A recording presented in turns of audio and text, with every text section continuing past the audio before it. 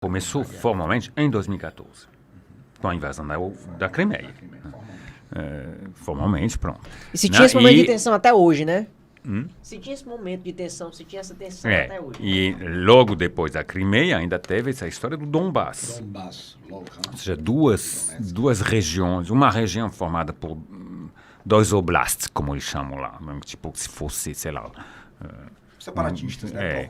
Que queriam se separar da Ucrânia. E que receberam um apoio da Rússia para se separar da Ucrânia, e que entraram normalmente numa guerra civil. Né? Então, essa guerra está lá, né? Já faz desde 2014 que está.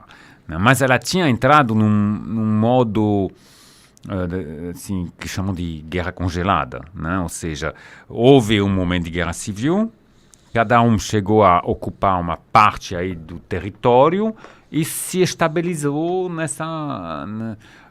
na ocupação dessa parte do território, estabeleceu uma linha, basicamente, de domínio aí, esse pedaço é meu, esse pedaço é seu por enquanto. E uma guerra de fronteiras ali, né? Sempre tinha a Rússia ali querendo... Como é que eu posso dizer? Galgar mais território e tinha aquelas disputas ali por território. Aí, no dia a dia, essa guerra de nervos, né? Porque no dia a dia vai tentando pegar uma rua a mais, né? Um edifício, né? Pronto, né? Passo a passo. Que não deixa de ser um grande resistência da guerra. E ao mesmo tempo, umas rodadas de negociações. Sim. Mas que não chegavam a lugar nenhum. Tá? Até que... Isso aí, professor, o Jadson poderia até também dar uma contribuição, e você, professor Cristian. Será que não teve aquela confiança, porque eu vi que vocês comentaram aí da questão da Guerra Fria, né? Sim. E a Guerra Fria, ele teve muitas ameaças, mas não teve aquela guerra armada de fato. Né? Então, tipo, será que todo mundo não ficou naquele comodismo? Não vai acontecer, ninguém vai ter coragem de efetivamente jogar uma arma, né? E a Rússia foi lá e fez isso. Será que a gente não estava com aquele pensamento ainda da Guerra Fria, não? Se eu estiver errado, me corrija, gente. Não. Mais ou menos isso, né? Teve, mas a Rússia não jogou essa bomba ainda, né? Essa bomba química ou bomba atômica no território ucraniano ou em qualquer outro país da Europa. Mas é um grande fruto da Guerra Fria, sim, porque a Rússia, talvez, ela ainda não aceitou o próprio esfacelamento da União Soviética, né? Ela não queria ter perdido uma grande gama de territórios e principalmente a Ucrânia. A Ucrânia é a menina dos olhos de ouro dela, né? É o segundo maior país da própria Europa, só perde para a própria da Rússia em extensão, né? Segundo maior país, maior fronteira para com a Rússia e um território altamente estratégico. Presença de recursos minerais, recursos naturais. Uma zona de passagem para o contato com os outros países europeus, né? Do leste europeu.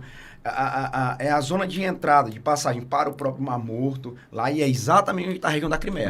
Por isso que o primeiro foco da própria Rússia foi a reanexação da Crimeia, para pegar essa zona estratégica controlá-la, né?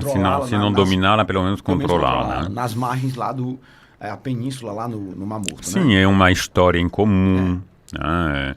Afinal de contas, o povo russo tem o nascimento do povo russo oficial é em Kiev. Kiev, exatamente.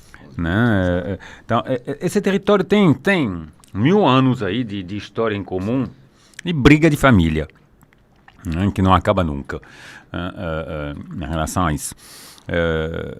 Agora, é também ali que vem, a guerra começou em 2014, sim, mas digamos que ela já havia, né, um clima de tensão muito maior, bem antes, e que no fundo é realmente o fruto de um desmantelamento da União Soviética que ocorreu de forma muito rápida, pouco planejada.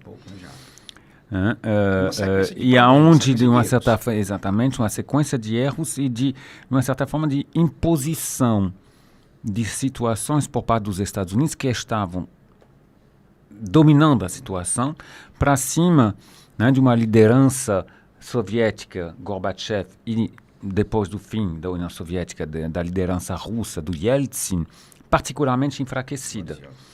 E que, de uma certa forma, souberam aproveitar essa liderança fraca, essa incapacidade, de uma certa forma, de ter voz, para impor uma série de novidades, digamos assim, no continente europeu, que eram de interesse dos Estados Unidos, mas que geopoliticamente eram considerados particularmente perigosos para a sobrevivência da nação russa.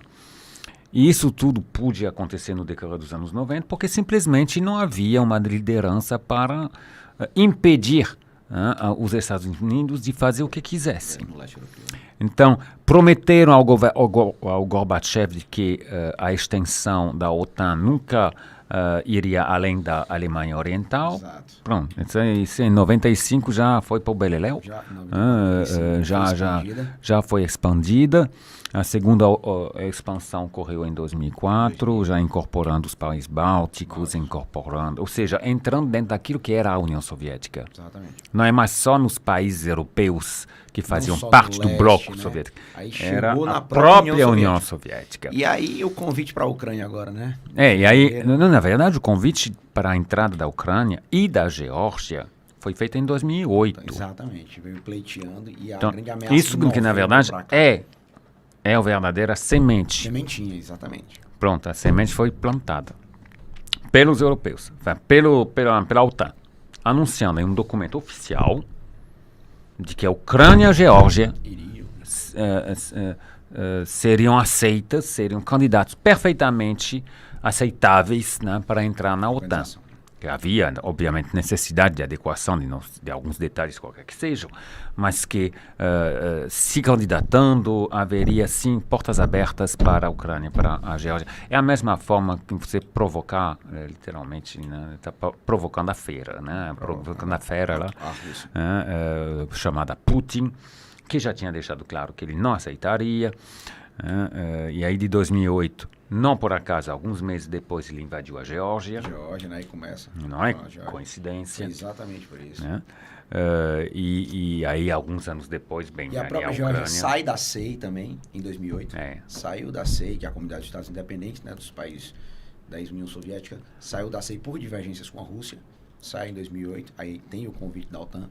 Isso. E até hoje é um país que está, em parte... anexada ali, enfim, a Ossétia do Sul, a Abcásia, esses países que estão lá, oficiais, mas que são, na verdade, de dominação russa, são tipo marionete russa lá.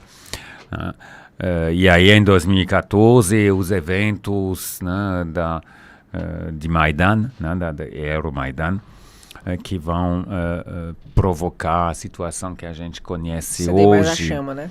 Mas no fundo a gente está vendo aqui o resultado de umas 2-3 décadas de iniciativas ocidentais na Europa que foram ousadas e talvez exageradas, ou pelo menos que pouco se importaram com o tipo de ressentimento que estavam provocando.